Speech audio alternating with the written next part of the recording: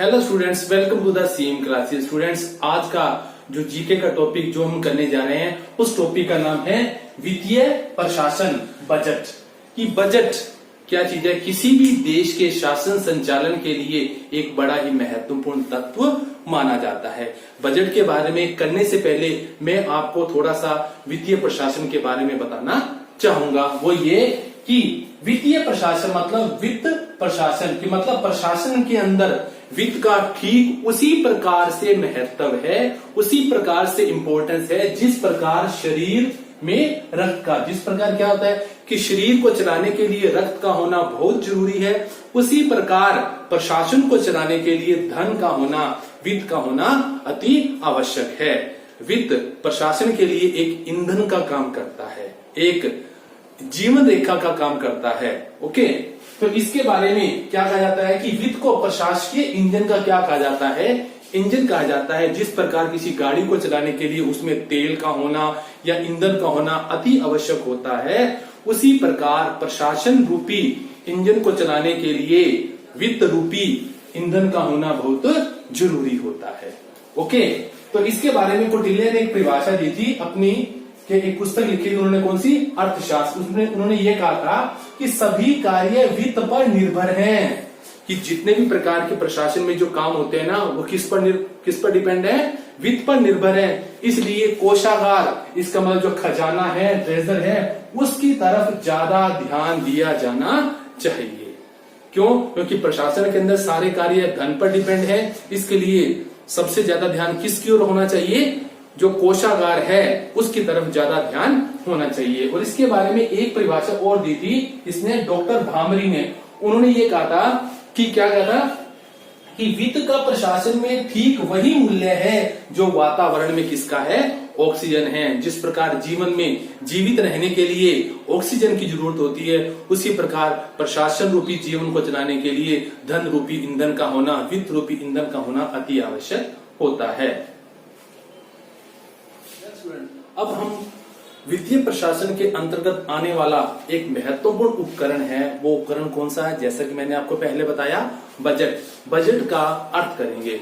Budget का जो अर्थ इसके दो प्रकार से है। पहला प्रकार तो कौन सा है इसका कि बजट का शाब्दिक अर्थ क्या है, कि इसका शब्द वाला अर्थ क्या है। ओके, बजट जो कि क्या चीज है? फ्रांसीसी भाषा के जो बजट वर्ड है वो फ्रांसीसी भाषा के बाजेट शब्द से बना है, जिसका अर्थ क्या होता है? चमड़े का थैला। ओके, आने वाले वर्ष के लिए जब क्या वित्तीय कागजात, जब महामंत्री या महामात्य अपने जो वित्तीय कागजात निकालता था वो चमड़े के थैले से निकालकर संसद में पेश करता था। ओके, पर इसी परंपरा को आगे बढ़ाते हुए आधुनिक अर्थ में सबसे पहले इस शब्द का प्रयोग कब किया गया था? 1773 में इस शब्द का प्रयोग किया गया था, जब इंग्लैंड के वित्त मंत्री कौन? रॉबर्ट वॉलपोल ने जब अपनी वित्तीय योजना को संसद में पेश किया तो व्यंग्य से दूसरे अन्य मंत्रियों ने क्या कहा? वित्त मंत्री ने अपना बजट खोला है। तब से इसे क्या कहा गया? बजट कहा गया।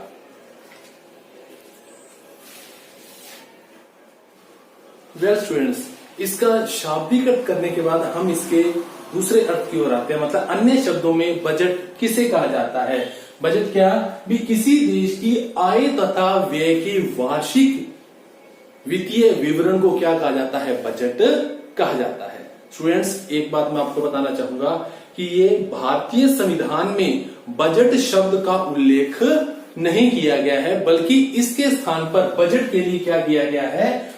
वार्षिक वित्तीय विवरण शब्द का प्रयोग किया गया है। इसके बारे में भारतीय संविधान की धारा 112 में भी ये लिखा हुआ है कि राष्ट्रपति क्या करेगा? भारत सरकार का आगामी वर्ष के लिए आय और व्यय का वार्षिक वित्तीय विवरण संसद के सामने क्या करेगा? या तो खुद पेश करे या किसी के द्वारा उसे संसद में पेश करवाए। वेल स्टूडेंट्स, अब हम बजट के विभिन्न प्रकारों के बारे में पढ़ेंगे कि बजट के विभिन्न प्रकार कौन कौन से होते हैं। तो बजट के विभिन्न प्रकारों में सबसे पहला प्रकार कौन सा आता है? व्यवस्थापिका प्रणाली का बजट, मतलब लेजिस्लेटिव टाइप बजट। नाम से स्पष्ट है, जब बजट का निर्माण सरकार के पहले अंग व्यवस्थापिका के द्वारा किया जाता है तो उसे व्यवस्थापिका प्रणाली का बजट कहते हैं। ऐसा नहीं है कि व्यवस्थापिका अकेले उस बजट का निर्माण करती है, बल्कि सारी वित्तीय जानकारी के लिए वो इसमें कार्यपालिका का सहयोग लेती है और कार्यपालिका इसके लिए व्यवस्थापिका को मना नहीं कर सकती। ओके स्टूडेंट्स, नेक्स्ट आगे क्या आता है? कार्यपालिका प्रणाली का बजट, मतलब एग्जीक्यूटिव टाइप बजट। नाम से स्पष्ट है कि जब बजट का निर्माण सरकार के दूसरे अंग कार्यपालिका के द्वारा किया जाता है तो उसे कार्यपालिका प्रणाली का बजट कहा जाता है और उसके इस बजट निर्माण के कार्य में व्यवस्थापिका उसका सहयोग करती है। स्टूडेंट्स, एक बात आपको बता दें कि इससे पहले क्या होता था, जो हमारे भारत देश का जो बजट है वो दो प्रकार से होता था। एक तो सामान्य बजट जिसमें सारी गतिविधियां इसमें शामिल होती थी, और दूसरा कौन सा हो जाता था? रेलवे बजट, जो कि रेल विभाग के द्वारा रेल मंत्री पेश करता था। और सामान्य बजट को कौन पेश करता था? वित्त मंत्री।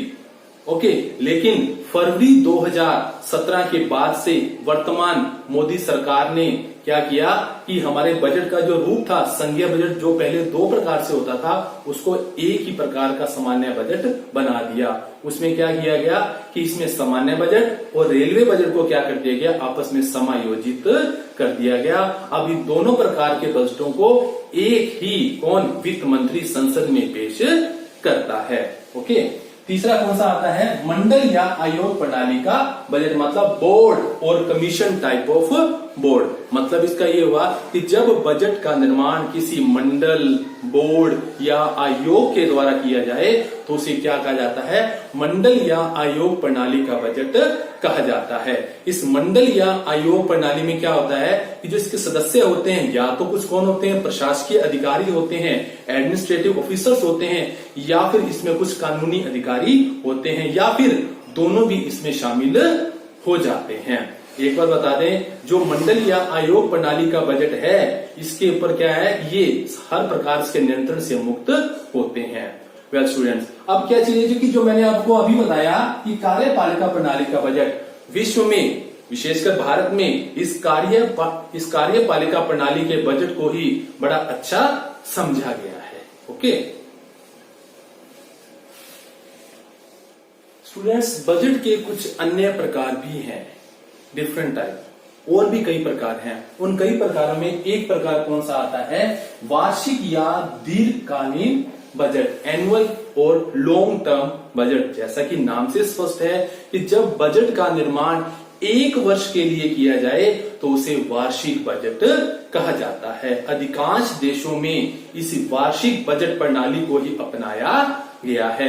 वहां क्या होता है कि जो बजट आय और व्यय का जो ब्यौरा है वो एक वर्ष के लिए तैयार किया जाता है। जैसा कि भारत का जो वित्तीय वर्ष है वो क्या 1 अप्रैल से 31 मार्च तक का होता है, और फ्रांस में 1 जनवरी से 31 दिसंबर तक भी होता है, और अमेरिका में 1 जुलाई से 31 जून तक वित्तीय वर्ष माना जाता है।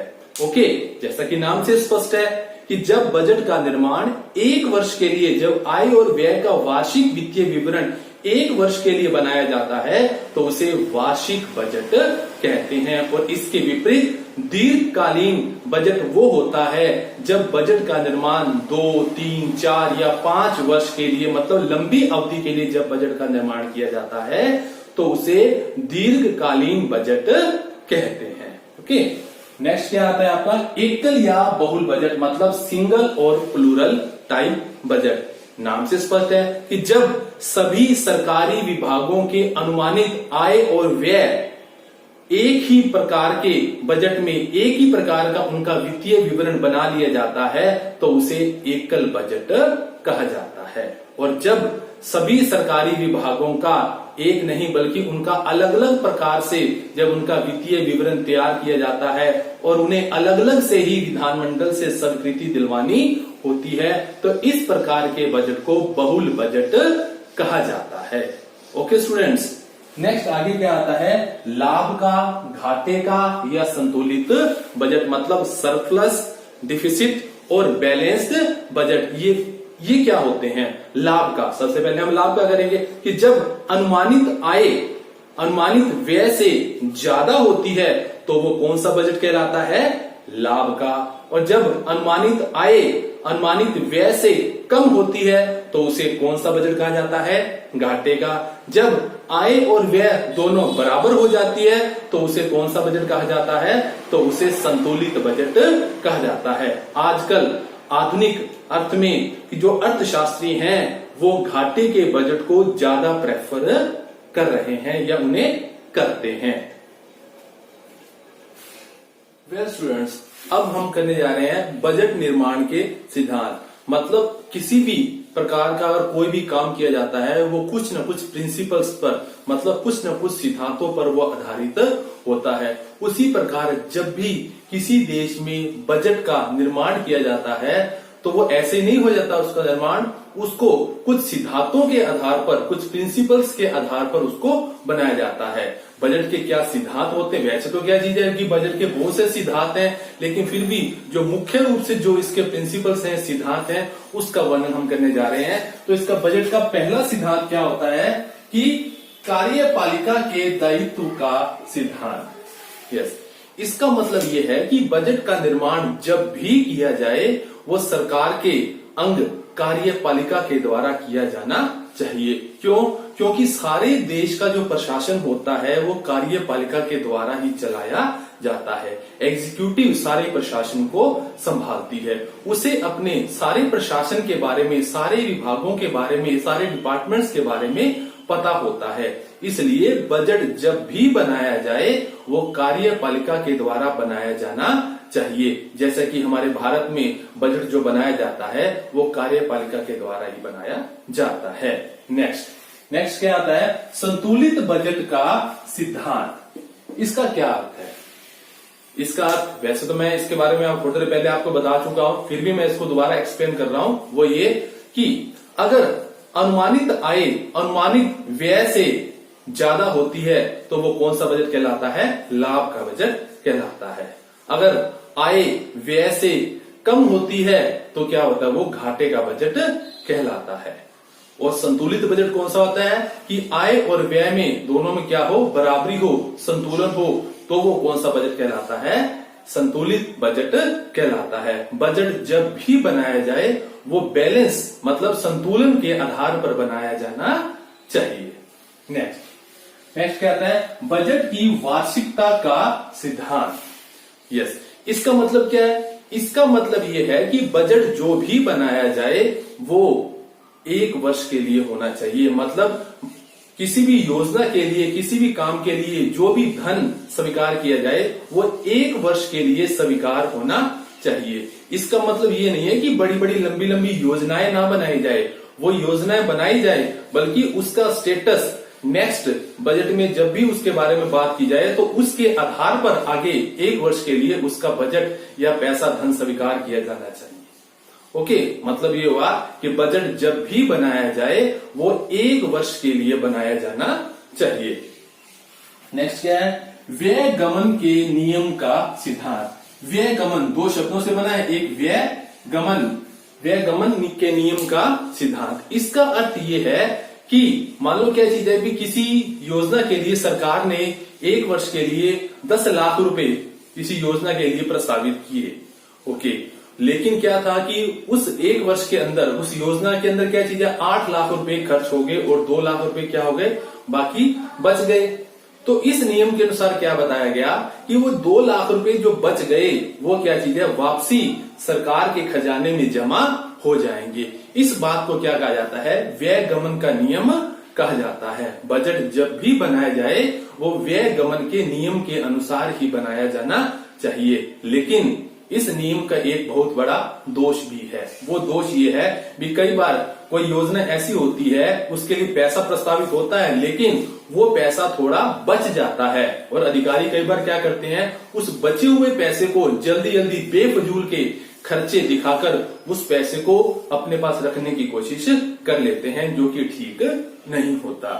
नेक्स्ट सिद्धांत कौन सा आता है? बजट की एकता का सिद्धांत। यस, इसका मतलब क्या है? इसका मतलब यह है कि बजट जो बनाया जाना चाहिए वो सभी विभागों का एक साथ, उनका सारा एस्टीमेट लेकर बजट का निर्माण होना चाहिए, सभी विभागों का एक साथ। ऐसा नहीं है कि सभी विभाग अपना अलग अलग बजट बनाएं। इससे क्या होगा? इससे एक तो समय बहुत ज्यादा लगेगा, दूसरा क्या होगा? खर्चा भी बहुत ज्यादा होगा और टाइम बहुत ज्यादा लगेगा। क्यों? क्योंकि अलग अलग बजट बनेगा तो उसे विधानमंडल से स्वीकार भी तो अलग अलग करवाना पड़ेगा, जो कि ठीक नहीं होगा। इसलिए बजट जो भी बनाया जाए वो कैसा होना चाहिए?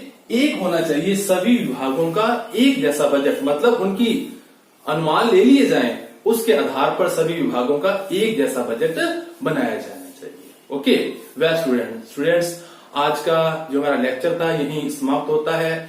मिलते हैं नेक्स्ट लेक्चर में किसी नए टॉपिक के साथ। तब तक आप खुश रहें, स्वस्थ रहें और अपने आसपास सफाई बनाए रखें। जय हिंद।